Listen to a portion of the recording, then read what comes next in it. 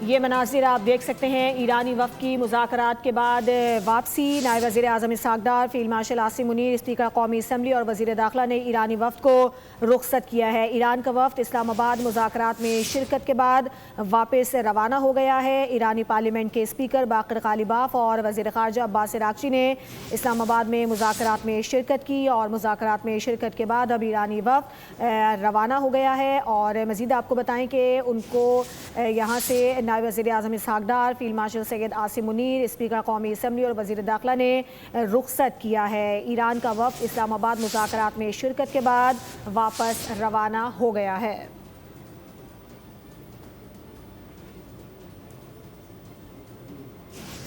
ہم خبر آپ کو دے رہے ہیں، ایران کا وفد جو کہ اسلام آباد میں مذاکرات کے لیے موجود تھا، اب وہ وفد روانہ ہو گیا ہے۔ ایرانی پارلیمنٹ کے اسپیکر باقر غالباف اور وزیر خارجہ عباس عراقچی نے اسلام آباد میں مذاکرات میں شرکت کی۔ مذاکرات میں شرکت کے بعد اب یہ وفد روانہ ہو گیا ہے۔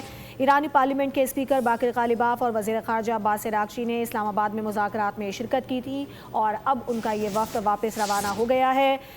نائب وزیر اعظم Ishaq Dar, field martial Syed Asim Munir, speaker قومی اسمبلی اور وزیر داخلہ نے ایرانی وفد کو رخصت کیا ہے۔ ایرانی وفد کی مذاکرات کے بعد واپسی کی یہ مناظر ہیں جسے آپ دیکھ سکتے ہیں۔ ایران نے امریکہ کے مطالبات تسلیم نہیں کیے، فی الحال کوئی حتمی معاہدہ نہیں ہوا۔ پہلے ہم نے دیکھا کہ کسی بھی حتمی نتیجے کے بغیر امریکی وفد روانہ ہوا تھا، اب جو ہے وہ ایرانی وفد بھی روانہ ہو گیا۔ ایک اور اہم خبر اپنے ناظرین تک پہنچائیں گے۔ ایران امریکہ ملاقات بہت اچھی رہی۔ ٹرمپ، امریکی صدر ڈونلڈ ٹرمپ کا ٹروتھ سوشل پر بیان، اپنی یہ بھی کہا کہ ملاقات میں بہت سے نکات پر اتفاق ہوا ہے۔